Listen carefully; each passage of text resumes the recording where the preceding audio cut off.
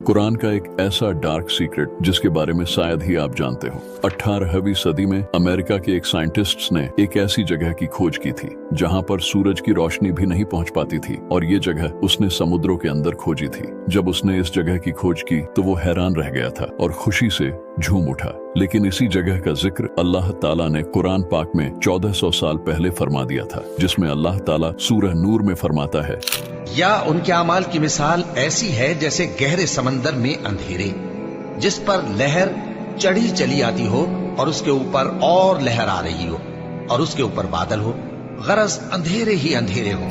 जब ये बात अमेरिका के उस साइंटिस्ट ने सुनी तो घबरा गया और कुरान की तहकीक में लग गया। वो सोचने पर मजबूर हो गया कि ये किताब जिस पैगंबर पर नाजिल हुई है उसने तो कभी समुद्रों का सफर किया ही नहीं, उसको इस बात का इल्म कैसे? वो बोल उठा, ये कोई मामूली किताब नहीं बल्कि एक आसमानी किताब है जिसका इल्म सिर्फ अल्लाह ही को है।